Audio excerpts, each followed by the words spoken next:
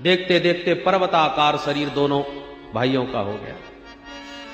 दिविस प्रसव हेम किरीट कोट भी, मुकुट पहने तो आकाश में लहरावे। एक दिन हिरण्याक्ष माने छोटा भाई बड़े भाई हिरण्यकश्यपु से बोला, भैया बल पराक्रम तो बहुत मिला है पर आज तक कोई लड़ने वाला नहीं मिला, इसलिए हम दिग्विजय करने जाते हैं, कहीं ना कहीं दुनिया में कोई ना कोई तो मिलेगा। और अकेला ही गदा लिए दिग्विजय करने निकला और सबसे पहले स्वर्ग पर हमला बोला। स्वर्ग में जाके गदा उठा के जो अट्टहास किया कि देवता बिना युद्ध किए ही पूरा स्वर्ग खाली करके भाग गए, एक भी सामने नहीं टिका। तो देवताओं का अपमान करके वापस लौट आया। जब कोई नहीं मिला तो समुद्र में घुस गया। समुद्र के भीतर प्रविष्ट होकर के वरुण देवता को ललकारने लगा, ए भैया तेरा बहुत नाम सुना है हमने, चल दो हाथ कर। वरुण देवता ने सोचा इस दुष्ट से पिंड छोड़ाने में ही कल्याण है। हाथ जोड़ के बोले, भैया जब तेरी उम्र के थे ना तो हमारे हाथ में भी बहुत खुजली मचती थी लड़ने को, पर अब हम बुढ़े हो गए। आशीर्वाद देते हैं, भगवान से प्रार्थना करते हैं कि तुम्हारी इच्छा जल्दी पूरी करें। और यूं कह सुनकर के वरुण जी ने पिंड छोड़ाया, उनको भी अपमानित करके लौटाया। अचानक रास्ते में देवर्षि नारद से भेंट हो गई तो पकड़ लिए, ए बाबा ये क्या नारायण नारायण रट लगाई घूमते हैं, कुछ लड़ना भिड़ना आता है? नारद जी बोले, नाना भैया लड़ना भिड़ना तो कुछ नहीं आता, पर लड़ाना भिड़ाना खूब आता है। अरे तो फिर बताओ कोई। नारद जी ने कहा, चिंता मत करो, ऐसा उपाय बताऊंगा कि लड़ने वाला स्वयं तुम्हारे पास आएगा। नारद जी तो परम कुशल है। अंत तो गत्वा जब कहीं कोई नहीं टकराया तो हिरण्याक्ष ने फिर एक ही उपाय निकाला कि पृथ्वी का ही हरण करके ले गया। और पृथ्वी का हरण करके जब जल में प्रविष्ट हो गया तब इधर ब्रह्मा जी ने प्रभु का ध्यान किया और ब्रह्मा जी की छींक से नासकारंध्र द्वारा भगवान बराह का प्राकट्य हुआ। बोल बराह भगवान की। अंगूठे जैसा भगवान का बराह रूप था और देखते देखते पर्वताकार रूप हो गया। देवता हाथ जोड़ के महिमा का गान करने लगे और गर्जना तर्जना करते हुए बराह भगवान तुरंत जल में प्रविष्ट हुए और हिरण्याक्ष के चंगुल से पृथ्वी को मुक्त करके मुख पर धारण करके जैसे ही वापस मुड़े, हिरण्याक्ष ने खड़े होकर पीछा किया, ए जंगली सुगर कहां भागता है, खड़ा रहे। पर भगवान ने एक नहीं सुनी, भागते गए। और जब यथास्थान ला करके भूदेवी को स्थापित कर दिया तब भगवान खड़े होके बोले, आइए श्रीमान जी अब बताइए आप क्या कह रहे थे। आपने हमको जंगली सुगर बोला, ठीक पहचाना, हम तो जंगल के ही सुगर हैं, पर तेरे जैसे गांव के कुत्तों के भौंकने का हमें कोई फर्क नहीं पड़ता। संस्कृत में किसी को गाली भी दो तो सुनने वाला अपनी तारीफ समझेगा। संस्कृत की गालियां भी इतनी मीठी मीठी। अब किसी से कहो कि आओ ग्राम सिंह, तो सुनने वाला क्या समझेगा कि हम अपने गांव में शेर की तरह रहते हैं इसलिए हमको ग्राम सिंह बोला। पर ग्राम सिंह नाम है कुत्ते का, जो अपने गांव में तो सिंह की तरह भौंकता है और दूसरे के गांव में दुमदमा के भागता है। तो ग्राम सिंह माने कुत्ता। भगवान बोले, सत्यम वयम भो वन गोचरा मृगा युष्मद विधान मृगये ग्राम सिंहान। तुमने ठीक पहचाना कि हम तो वन गोचर हैं, पर तेरे जैसे गांव के कुत्तों का कोई हमको भौंकने से फर्क नहीं पड़ता। तब तो लाल पीला हो गया हिरण्याक्ष, गदा घुमा करके भगवान पर प्रहार किया। इसके प्रहार से भगवान की गदा हाथ से छूट गई। देवता लोग घबरा गए, ये क्या हो रहा है। इशारा करते हैं, प्रभु जल्दी करना, क्योंकि सूर्यास्त के बाद राक्षसों का बल और बढ़ जाता है। भगवान को हंसी आने लगी, देखो ये कितने डरे हुए हैं कि मेरी शक्ति में भी संदेह कर रहे हैं। भयंकर युद्ध हुआ। उस युद्ध में बहुत माया भी हिरण्याक्ष ने दिखाई, और भगवान के मायापति के सामने एक माया न चली।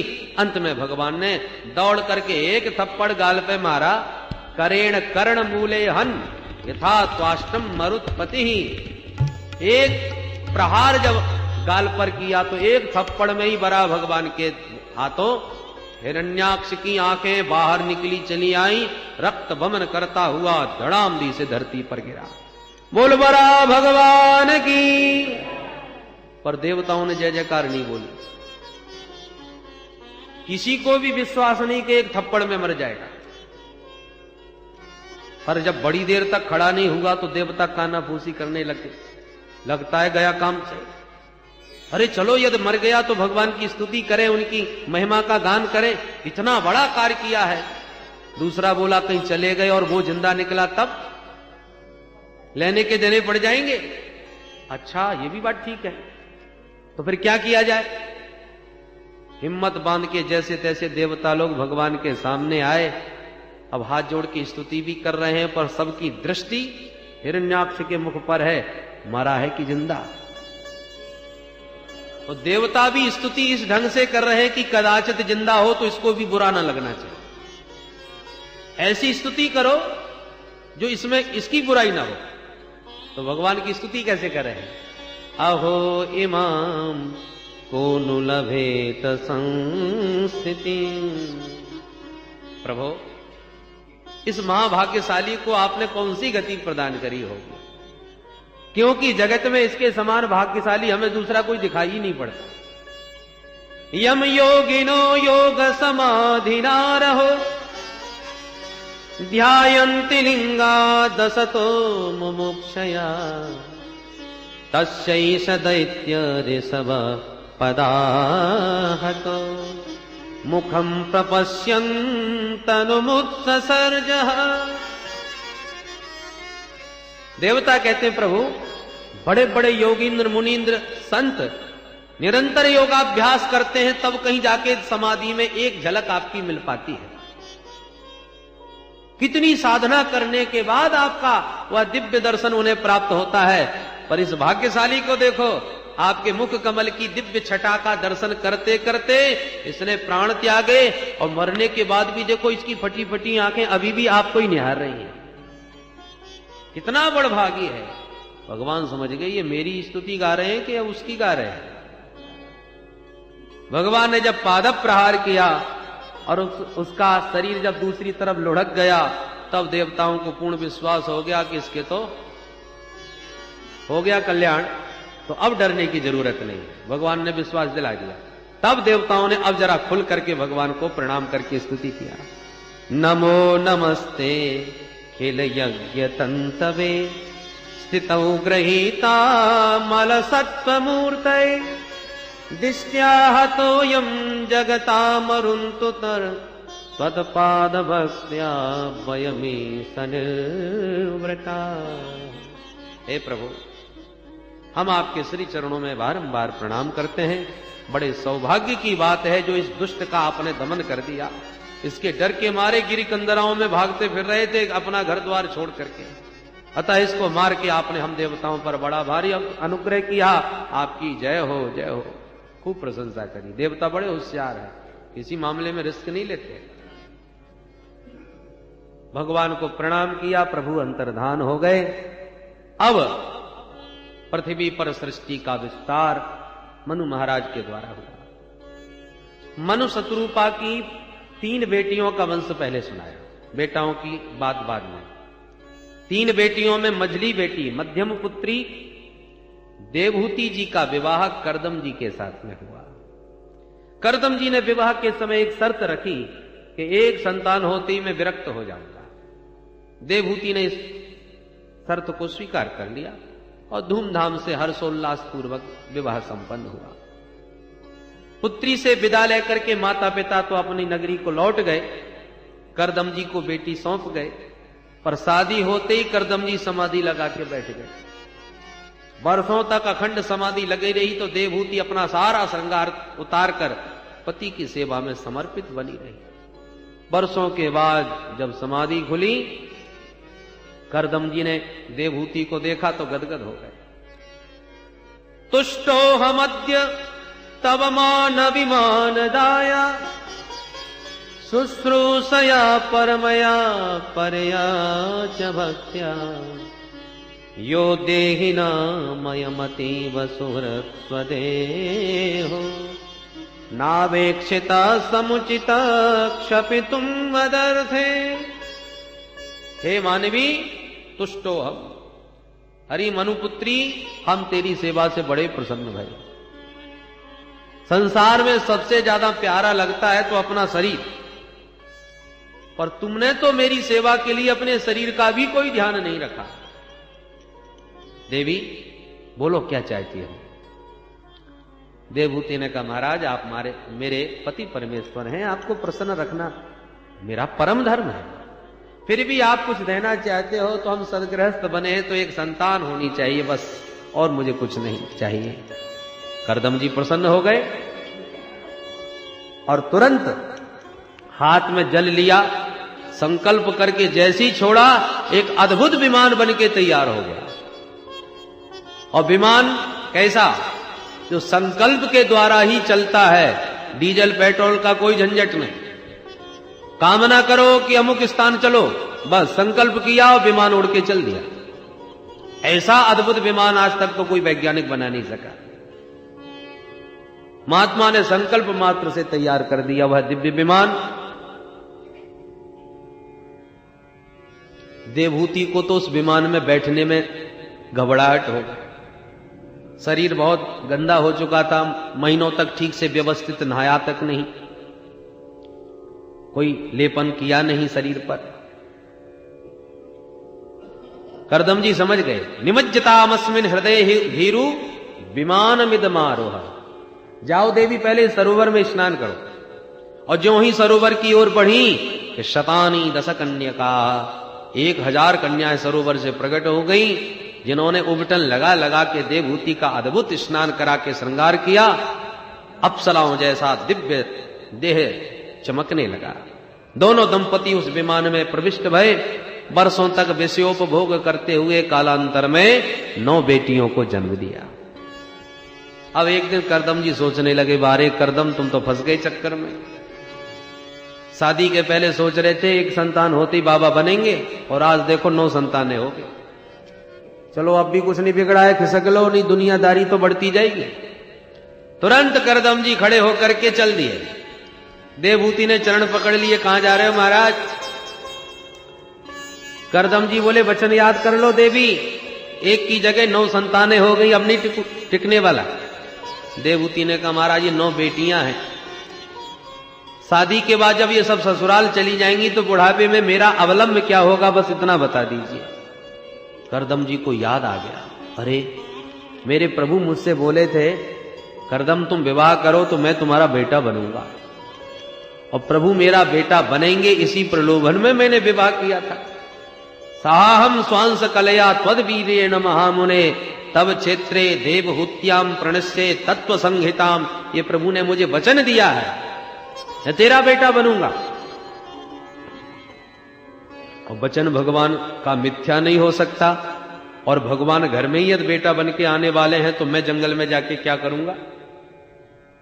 करदम जी रुक गए और बोले, मां खिदो राजपुत्रीथ मात्मानम प्रत्यनिंदिते भगवांस्ते क्षरो गर्भम अधूरात संप्रसत्स्यते। मैं तो भूल ही गया था, तू तो साक्षात नारायण की जननी बनने वाली है, बिल्कुल खेद मत कर। करदम जी रुक गए, और अब की बार जब देवहूति गर्भवती हुई, साक्षात प्रभु गर्भ में पधारे। कालांतर में श्री देवहूति के गर्भ से भगवान का कपिल रूप में प्राकट्य हुआ। बोल कपिल भगवान की।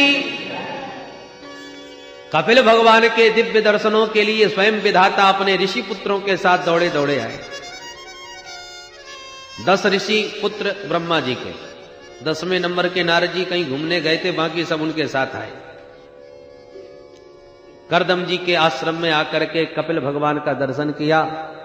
करदम जी ने बड़ा भारी स्वागत करते हुए कहा, भगवान बड़ी कृपा करी, दर्शन भय आपके, एक निवेदन करना चाहता हूं। क्या? बोले, मेरे घर में 9 बेटी और आपके साथ में 9 बेटा, बढ़िया जोड़ा बन जाएगा, ना आपको भटकना पड़ेगा ना मुझे। ब्रह्मा जी प्रसन्न, शुभस्य शीघ्रम, बहुत अच्छा। ब्रह्मा जी तो सृष्टि के विस्तार के लिए वैसे ही तैयार थे। तुरंत 9 बेटियों का विवाह ऋषि पुत्रों से कर दिया। बड़ी बेटी कला देवी का विवाह मरीचि मुनि से किया, दूसरी अनुसुईया का विवाह अत्रि मुनि से किया, अरुंधति का विवाह वशिष्ठ जी से किया, ख्याति का विवाह भृगु जी से किया, शांति का विवाह अथर्वण जी से किया, क्रिया का विवाह क्रतु से किया, हविर्भू का विवाह पुलस्त्य जी से किया। 9 बेटियों का विवाह करके करदम जी ने विदा दी। जब बेटियां ससुराल चली गई तो करदम जी बोले, देवी बेटियों का दायित्व पूरा हो गया, ससुराल चली गई, बेटा भी घर में सुंदर हो गया, अब मेरे सारे दायित्व पूरे हो गए, इसलिए अपने राम भी अब चलते हैं, अब नहीं टिकेंगे। तो अब की बार देवहूति ने रोकने का दुराग्रह नहीं किया और करदम जी चले। घर में कितनी भी अनुकूलता हो, परंतु चतुर्थ चरण में घर की आसक्ति छोड़ ही देना चाहिए। परिवार के लोग आंख निकाल के डांटे फटकारें तब भागे, तब क्या भागे। अनुकूलता में भी विरक्ति हो, वो सच्चा वैराग्य है। परिस्थिति का वैराग्य ज्यादा टिकाऊ नहीं होता। बोलो जय श्री कृष्ण। करदम जी का तो देखिए, जिसकी देवहूति जैसी पत्नी, करदम जी समाधि में बैठ गए तो देवहूति भी सारा श्रृंगार त्याग के बैठ गए। हर प्रकार की अनुकूलता पत्नी की। बेटियां अनुसुईया जैसे, दामाद भृगु वशिष्ठ जैसे, पुत्र कपिल जैसा। बोलो किसी मामले में कोई कमी है क्या? रहने के लिए सुविधा में कमी हो, खाने पीने में कमी हो, वो भी बात नहीं। कामक विमान, जो कामना करो, जहां जाना चाहो वहीं उड़ा के ले जाए, सब कुछ है। फिर भी करदम जी विरक्त होकर के चल दिए। अब तो उस विमान में केवल 2 सदस्य, माता देवहूति और उनके पुत्र कपिल। एक दिन देवहूति मां अपने पुत्र के पास आई और बोली, बेटा एक बात कहूं? हाँ मां आइए। आदर पूर्वक आसन दे के बैठाया। देवहूति प्रश्न करती, निर्विन्ना नितरां भूमन असत इंद्रिय तर्षणा येन संभाव्यमानेन प्रपन्नांधं तम प्रभो। हे प्रभो, संसार में जितना सुख मैंने भोगा, इतने सुख की कोई स्त्री कल्पना भी नहीं कर सकती, भोगना तो दूर रहा। हर प्रकार की अनुकूलता, हर प्रकार का वैभव, मायके में मैं ठाठ से रही राजकुमारी बनकर के मनु महाराज की पुत्री हूं। ससुराल में भी करदम जैसे परम योगी संत पति मिले। कामक विमान में सारा दिव्य लोक भोगों का सेवन कराया, परंतु इतना सब पाने के बाद भी मेरी आत्मा अतृप्त है, मेरा मन अभी भी असंतुष्ट है। बेटा, आज मैं तुझे केवल अपना बेटा नहीं समझ रही, सुना है तू तो साक्षात भगवान है, ब्रह्म ज्ञान संपन्न है। मैं चाहती हूं अपने ज्ञान का खड्ग उठाकर मेरे अज्ञान के वृक्ष को जड़ सहित नष्ट कर दो। मुझे जीवन में अब क्या पाना शेष रह गया है? सब कुछ तो पाया, और सब कुछ पाने के बाद भी अभी प्राप्तव्य कुछ शेष है क्या? यदि है तो क्या क्या पाना शेष है? मैं तेरी शरण में हूं, मेरे इस अज्ञान के वृक्ष को काट। तम त्वागताहं शरणं शरण्यं, तम त्वागताहं शरणं शरण्यं, स्वभृत्य संसार तरो कुठारं, स्वभृत्य संसार तरो कुठारं, जिज्ञासयाहं प्रकृते पुरुषस्य, नमामि सद्धर्मविनावदेशं, तं त्वागताहं शरणं शरण्यं, तं त्वागताहं शरणं शरण्यं। कपिल भगवान ने बड़ा ही अद्भुत सांख्य योग का उपदेश दिया 8 अध्यायों में, इसे कपिल अष्टाध्यायी कहते हैं। कपिल भगवान कहते हैं, मां, संसार के चाहे जितने विषय जीव को प्राप्त हो जाएं, कितना भी विषयों का भोग कर ले, पर वास्तविक तृप्ति से नहीं मिल सकती। इंद्रियों का तर्पण है विषय, आत्मा तो भूखी रह, आत्मा तो अतृप्त ही रह जाती है, और विषय तो स्वयं अपूर्ण है, उन्हें पाकर के हम पूर्ण कैसे हो जाएंगे। जीवन में परिपूर्णता तो तभी आएगी जब परिपूर्ण से जुड़ोगे, और परिपूर्ण तो केवल प्रभु है। पूर्णमदः पूर्णमिदं पूर्णात् पूर्णमुदच्यते पूर्णस्य पूर्णमादाय पूर्णमेवावशिष्यते।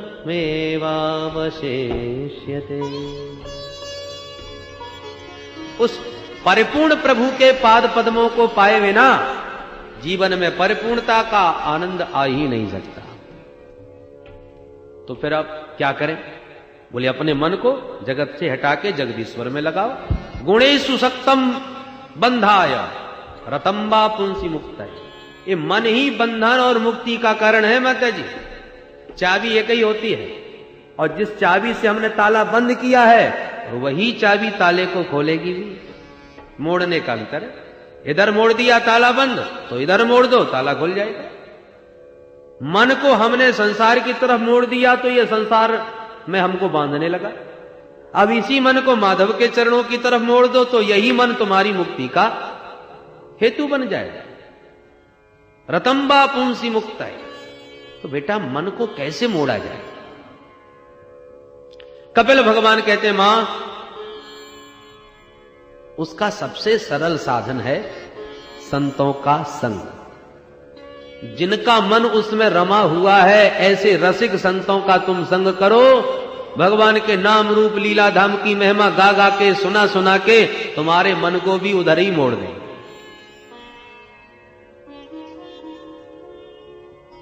बीड़ी पीने वाले के संग में रहो, वो भी तुम्हें बीड़ी पिनाना सिखाई देगा।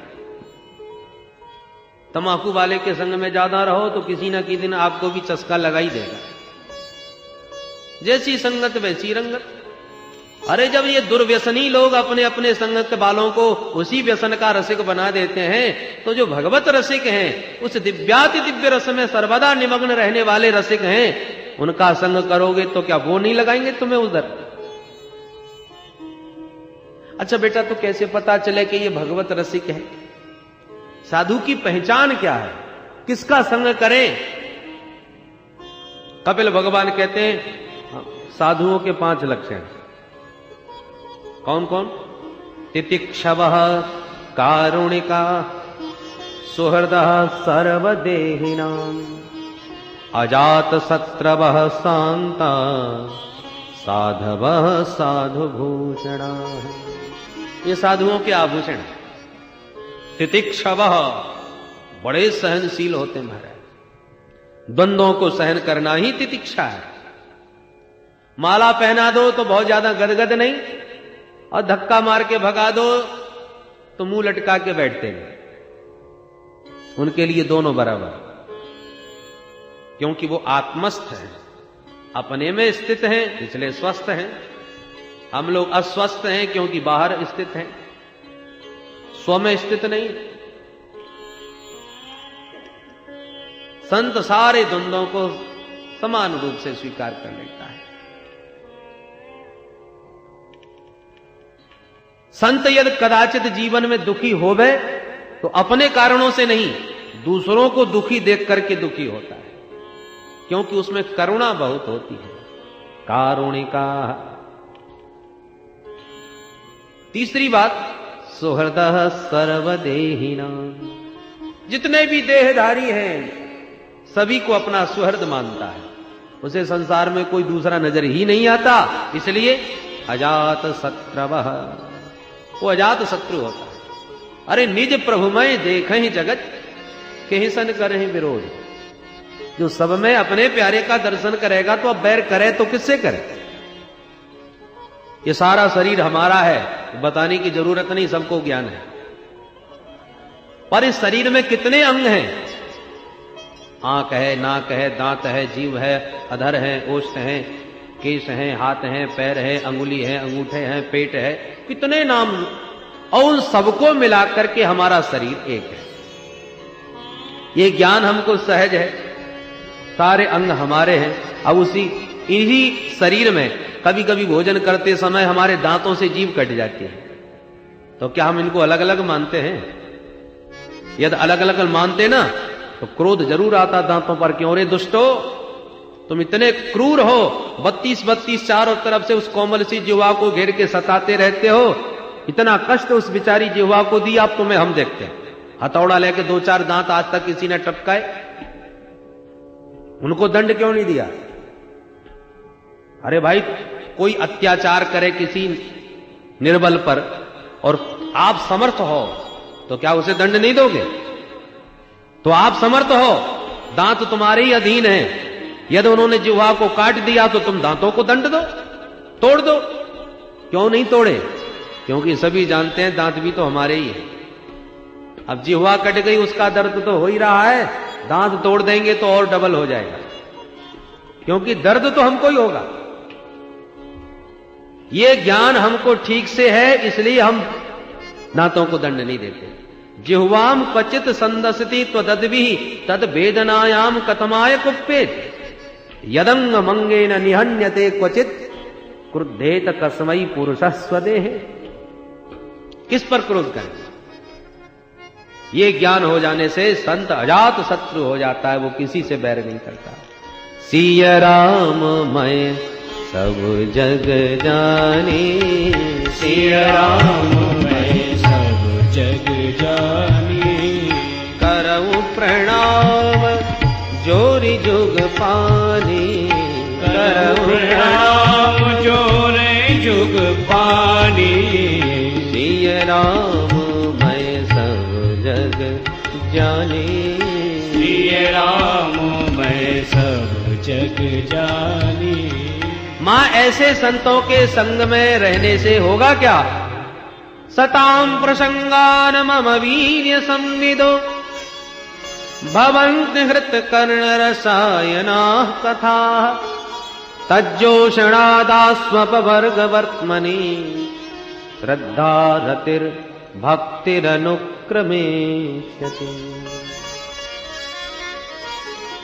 उन संतों के बीच में बैठोगे तो 24 घंटे वो मेरी महिमा सुनाएंगे, मेरी मधुर मधुर कथा सुनाएंगे। नाम की महिमा, रूप की महिमा, स्वभाव की महिमा, प्रभाव की महिमा, भगवान की कृपालुता की महिमा, भगवान के करुणामय स्वभाव की महिमा इतनी सुनाएंगे कि सुन सुन के आप अपने आप ही दीवाने हो जाओ। श्रद्धा रति भक्ति, अपने आप भगवान की महिमा को सुनकर के श्रद्धा उत्पन्न होगी, फिर धीरे धीरे प्रेम जागता जाएगा और वही प्रेम बढ़ते बढ़ते विशुद्ध भक्ति आपके हृदय में स्थित हो जाएगी। इसलिए मां सबसे बढ़िया सरल साधन है संतों का संग। सृष्टि प्रक्रिया भी बहुत विस्तार से बतलाई। ध्यान के बारे में भी कपिल भगवान बतलाते हैं, अष्टांग योग का वर्णन करते हुए यम नियम आसन प्राणायाम प्रत्याहार धारणा ध्यान और समाधि, 5 प्रकार के यम, 5 प्रकार के नियम। साधक को चाहिए सबसे पहले पावन भूमि का चयन करे, क्योंकि भूमि का भी प्रभाव मन पर पड़ता है। इसलिए शुचौ देशे प्रतिष्ठाप्य विजितासनम आसनम, पावन भूमि पर बैठ के आसन को जीतकर विशुद्ध भाव से प्राणायाम के द्वारा मन को शुद्ध करके और फिर भगवान का ध्यान चरणों से प्रारंभ करें। स्वनाशाग्रावलोकन, नासिका के अग्रभाग का अवलोकन करते हुए भगवान का ध्यान करें। चरण कैसे हैं? संचिंतयेद भगवत चरणारविंदम वज्रांकुशध्वज सरोरुहलांछनाढ्यम उत्तुंग रक्त बिलसन्नख चक्रवाल ज्योत्स्नाभिराहत महद्हृदयान्धकारम्। भगवान के श्री चरण कैसे हैं? लाल लाल भगवान के तलवे हैं, ऊपर को उभरे हुए हैं, उत्तुंग रक्त बिलसत, उभरे हुए बाहर को लाल लाल तलवे हैं। उन तलवों में बढ़िया बढ़िया चिन्ह बने हुए हैं, वज्र का है, अंकुश का है, ध्वजा का है, कमल का है, जौ का है, ये सब चिन्ह हैं। उन एक एक चिन्हों का भगवान के पाद तल में ध्यान करना चाहिए। तलवे की लालमा में जब खूब चित्त चिपक जाए तब फिर भगवान के चरणों के नखों का ध्यान करना चाहिए। पूर्णिमा के चंद्रमा की तरह चमक रहे हैं भगवान के पदनख, उसमें से प्रकाश निकल रहा है, ज्योत्सना निकल रही है। उस भगवान के पदनख चंद्रिका की ज्योत्सना से साधक के हृदय का सारा अंधकार नष्ट हो जाता है।